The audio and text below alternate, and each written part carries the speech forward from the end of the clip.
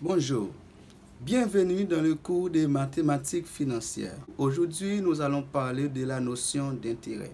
À l'ordre du jour, on a un ensemble de points comme la notion d'intérêt, type d'intérêt, les caractéristiques de l'intérêt simple, calcul de l'intérêt et valeur définitive ou valeur acquise en intérêt simple.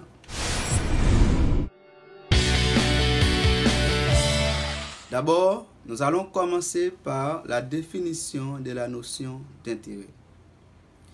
Il y a un auteur qui s'appelle Wilson O'Shaughnessy qui a défini la notion d'intérêt comme soit un revenu ou une dépense. C'est-à-dire que l'intérêt peut considérer comme un revenu ou une dépense. L'intérêt est considéré comme un revenu, c'est pour le prêteur. Une dépense, c'est pour l'emprunteur. Quelle est la différence qu'on peut faire entre prêteur et l'emprunteur? Nous allons voir ça ici. On dit prêteur ou créancier, l'emprunteur ou débiteur. Lorsque nous disons intérêt à représenter un revenu, c'est pour le prêteur. Qui est ce prêteur là? Le prêteur, c'est celui qui donne de l'argent à quelqu'un. Et emprunteur là, qui est lié? L'emprunteur là, c'est celui qui sollicite un prêt. Celui qui demande, celui qui reçoit. Maintenant, moun qui prend comme la nan men l'autre là pour le travail là, il est emprunteur ou bien débiteur. Maintenant, pour quelle raison Wilson O'Shaughnessy dit que l'intérêt est capable de considérer comme un revenu et une dépense là? Après moun qui finit recevoir comme la saute fait comme ça travail, li gagne un retour pour le bail sous comme ça. Moun qui recevoir comme ça, il représente un revenu pour lui parce que c'est comme il te bail à le travail. Et lui-même qui gagne comme ça, il est obligé bail sous comme ça le travail avec là, il représente une dépense pour le monde ça. Gagne un autre auteur encore qui est Andrew Brown qui dit que l'intérêt c'est l'éloigner de l'argent. En d'autres termes, nous sommes capables de dire que l'intérêt a représenté petit l'argent. Comme que mon a prêté, il représente maman l'argent. Dans les deux cas, l'intérêt représente une rémunération sur un capital emprunté et cette rémunération est calculée en fonction de plusieurs paramètres. En fonction du taux d'intérêt, en fonction d'une durée et en fonction d'un capital. Il y a deux sortes d'intérêts ou deux types d'intérêts. C'est l'intérêt simple et l'intérêt composé. Quand parle-t-on de l'intérêt simple? On parle de l'intérêt simple, c'est lorsque l'intérêt, en d'autres termes, le montant d'intérêt est calculé sur le capital initial et ce montant-là est constant. Ensuite, ce montant d'intérêt-là est versé à la fin de chacune des périodes. Quand parle-t-on de l'intérêt composé? L'intérêt est composé si le montant d'intérêt varie de période en période. Et l'intérêt ici est versé à l'échéance. L'échéance représente l'intervalle de temps entre la date de signature du contrat du prêt et la date de fin du contrat. Maintenant, nous allons aborder la notion d'intérêt simple. L'intérêt composé, c'est dans une prochaine séance de cours. Nous allons voir les caractéristiques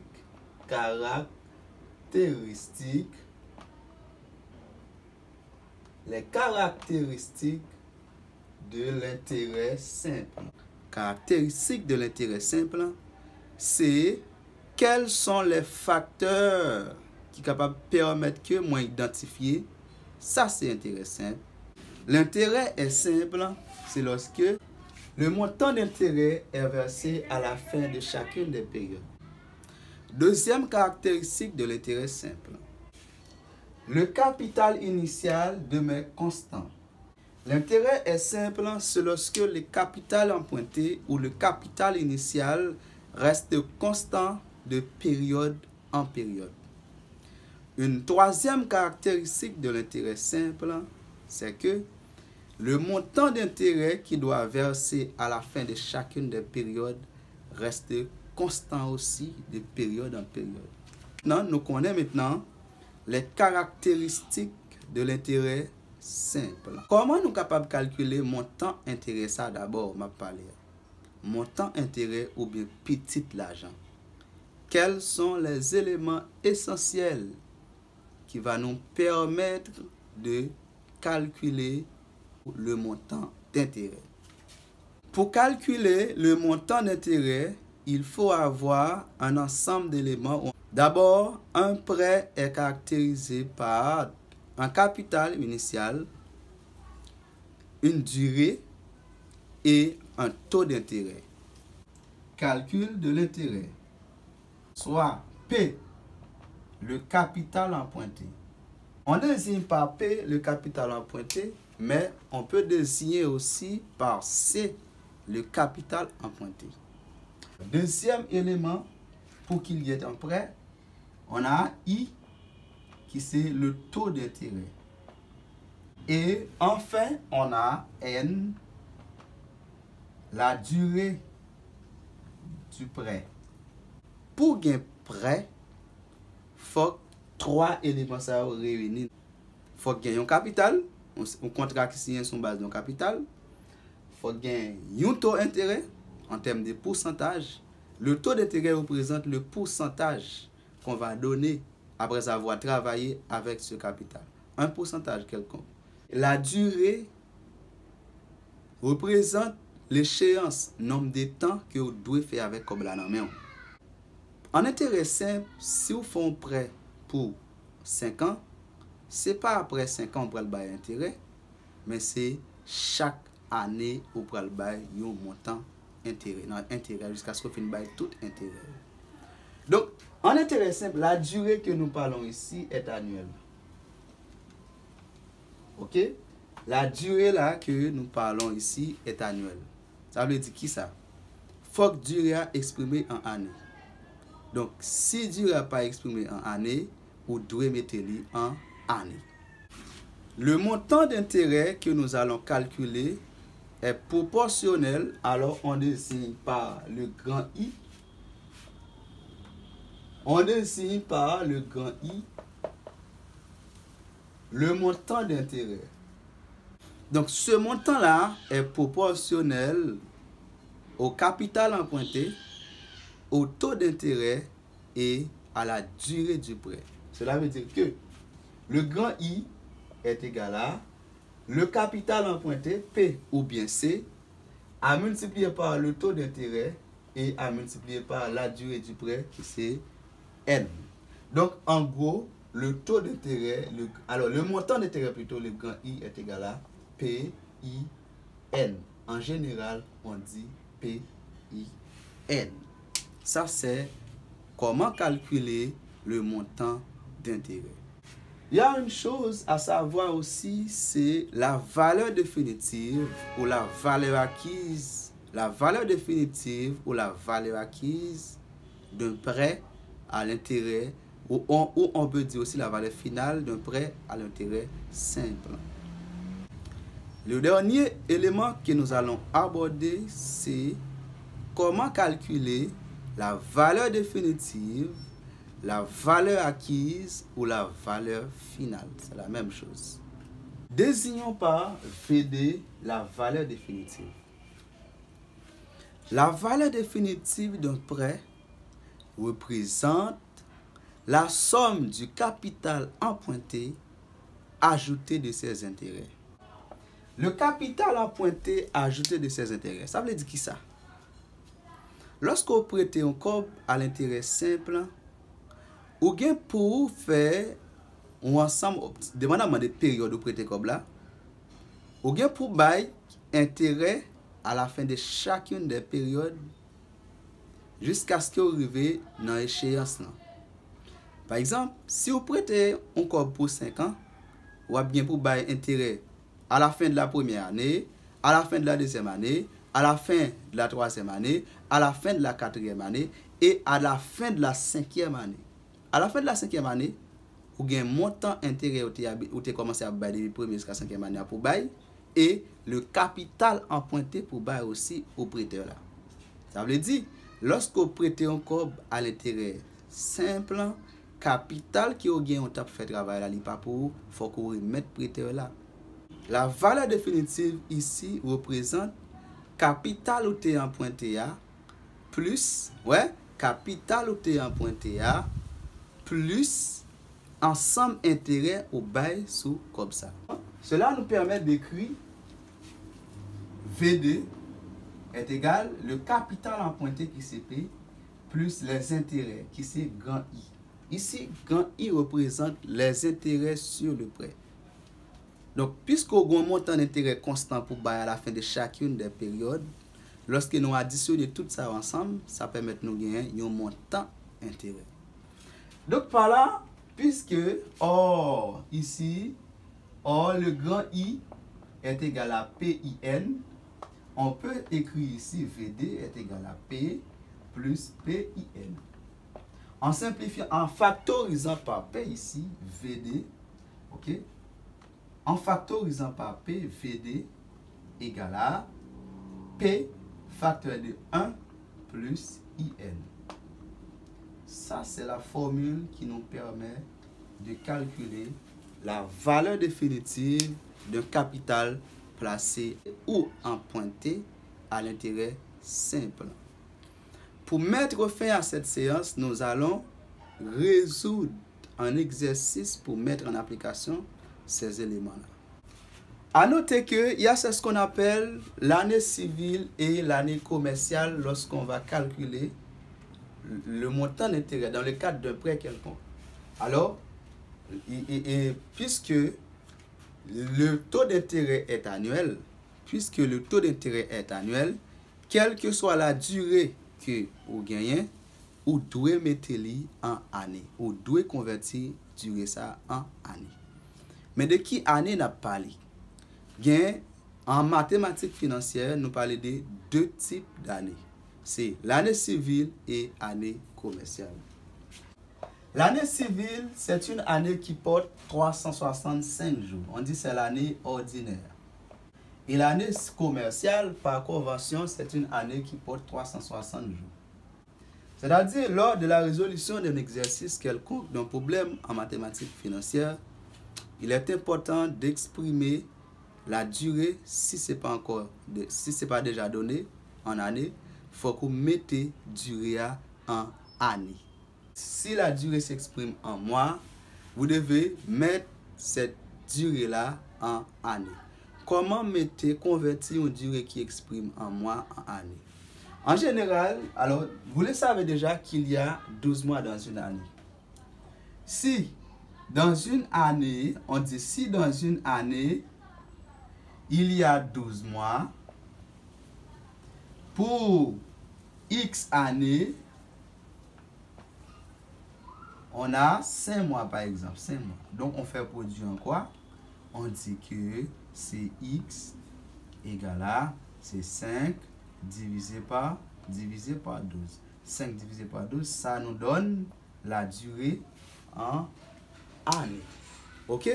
Toujours converti durée nous gagnons en année si vous pas déjà banon lorsque nous assurons nous avons intérêt simple. Plan à titre d'exemple, je lis pour vous. Un capital de 25 000 gouttes est placé dans un compte bancaire. Donc le capital placé comme donné, on dit P est égal à 25 000 gouttes.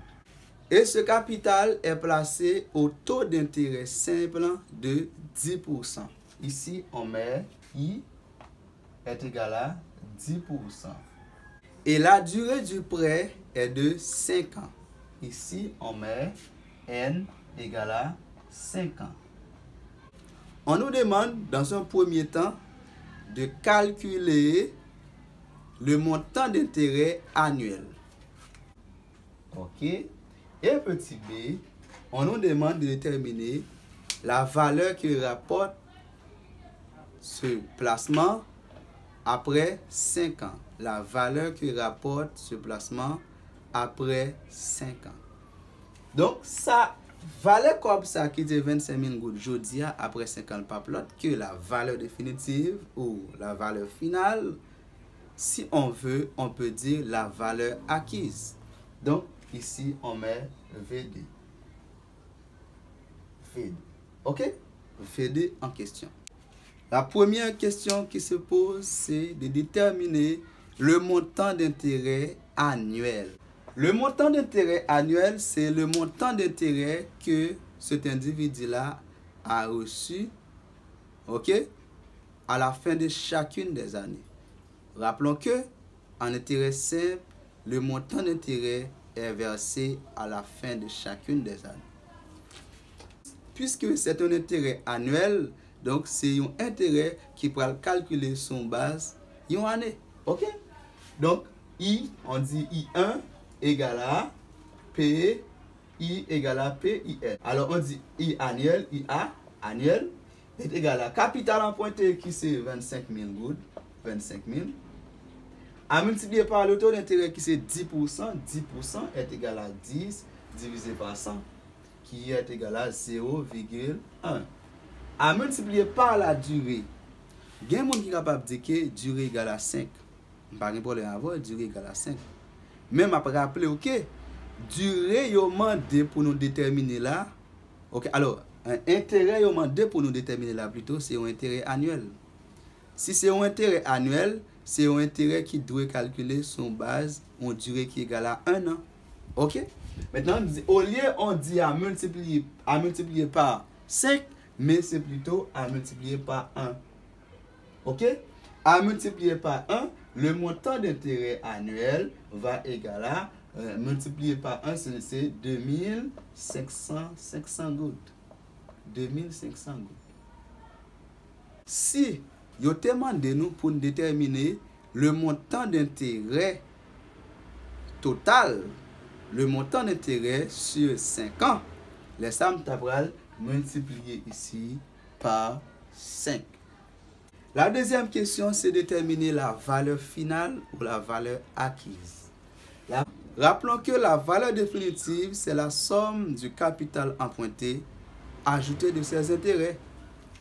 C'est capital emprunté ajouté de ses intérêts. Le grand I représente l'intérêt yo. Maintenant, le intérêt yo, donc le montant d'intérêt annuel, c'est-à-dire monde qui place comme ça dans la banque, il pour recevoir à la fin de chaque année un montant de 2500 gouttes. Il pour le recevoir lui-même. S'il recevoir à la fin de chaque année un montant de 2500 gouttes, or durée prêt à ces 5 ans, donc il pour le recevoir 5 fois 2500 gouttes pour un intérêt total. Ici, c'est VD égal à le capital emprunté qui c'est 25 000 gouttes, plus le montant de 2500 gouttes qu'elle baille chaque année à multiplier par 5. Par contre, si vous comprenez là, le montant de 2500 gouttes à multiplier par 5 parce que il baille 5 fois 2500 gouttes. Et le résultat final est égal à 37 500 gouttes. Si on veut, on peut poser la formule ou on peut poser la formule VD est égal à P facteur de 1 plus IN. P facteur de 1 plus IN a souligné que ici, N représente 5 ans. Donc, c'est-à-dire que VD est égal à 25 000 facteur de 1 plus 0.1 à multiplier par 5. Là, le résultat final doit nous donner 37 500. 37 500 gouttes. 37 500 gouttes. Maintenant, comment calculer le résultat ça dans une machine scientifique, dans une calculatrice scientifique? Par exemple, pour rentrer ici, ces valeurs-là, dans une calculatrice scientifique, d'abord, qui ça vous devez faire? Dans la machine, vous devez taper, ouais, en suivant avec moi là, nous tapons 25 000, ok, nous tapons 25 000, nous ouvrons parenthèse, en deux parenthèses, nous mettons 1, ok, plus 0,1 à multiplier par 5, après on ferme parenthèse et puis on dit égal. Ok? Voilà, nous sommes arrivés à la fin de cette vidéo. J'espère que ça a été bien pour tout le monde. Si vous avez des questions, n'hésitez pas à les poser dans les commentaires. Et si vous avez compris, abonnez-vous à la chaîne pour ne rater pas la prochaine vidéo. Merci.